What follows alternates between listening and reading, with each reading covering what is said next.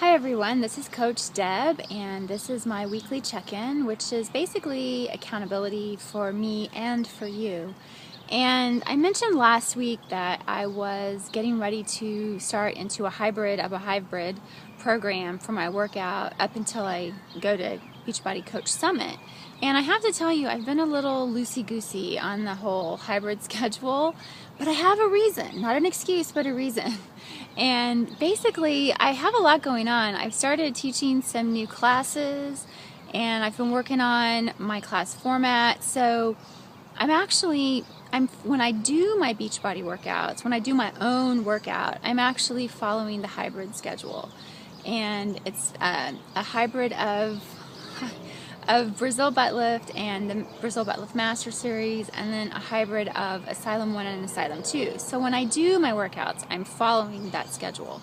But I'm not doing them every day, which, the calendar calls for you to do them every day with your whatever days off. I'm running because I'm also still training for my 10K in June. And so I want to get a couple of good runs in a week because I don't want to lose my stamina and endurance for that. And then, like I said, with the classes I'm teaching, a lot of times I'm getting more than enough of a workout just doing that. And so, we definitely don't want to overtrain our bodies. Don't want to bite off more than we can chew. And I don't know about you, but I can tell when I'm overtraining because my body gets really, really tired. And I wake up feeling really kind of sluggish and kind of heavy. So, definitely need to be sensible about these things. And so I feel good about the program that I am following, but it's kind of my own little mishmash of things.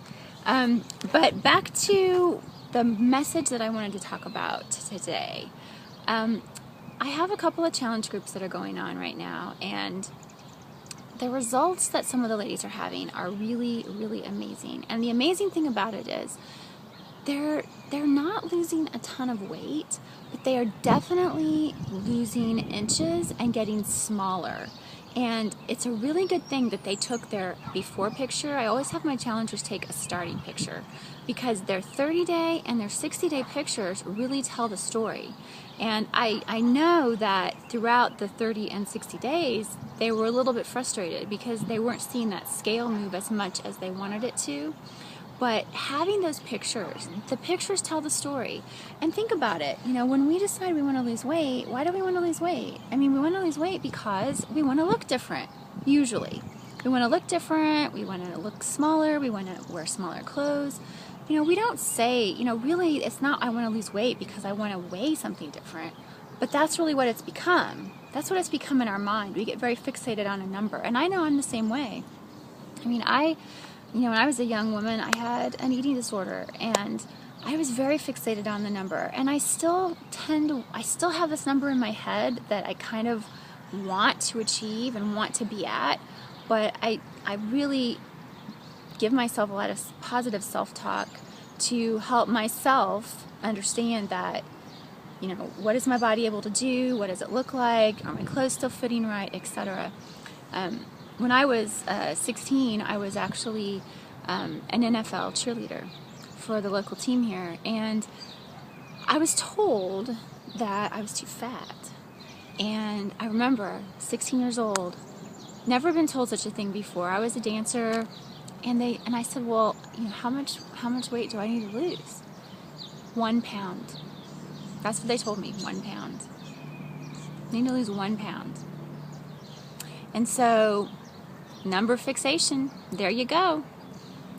So thinking about that, think about what you tell your daughters and especially the young women today. Make sure that you're praising them for the glory of their bodies, for their strength, for their physical fitness, for their ability, for what their body can do for them.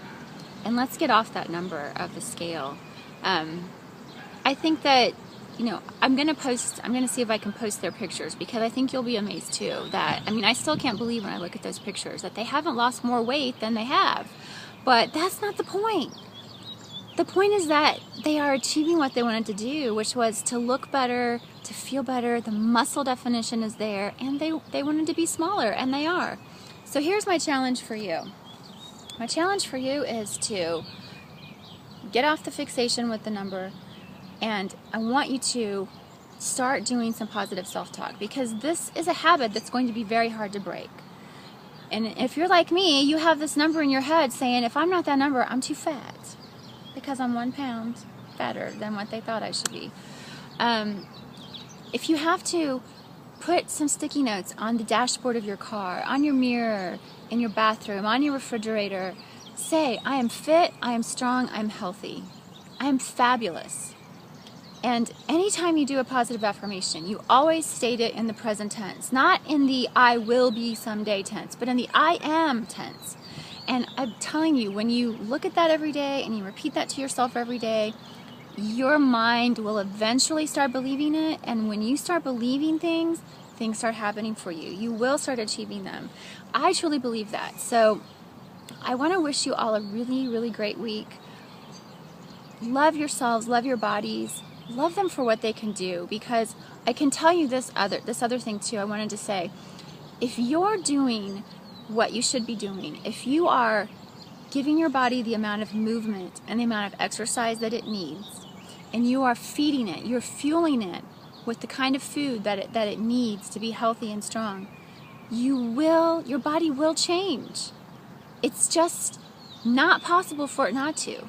Now, I know there's some health conditions out there but put the health conditions aside. Because I have people tell me all the time, I'm doing all the things I should be doing and I'm just not losing weight. Nothing's changing. I challenge you to take a good hard look at yourself in the mirror and take a look at what you're doing and be honest with yourself.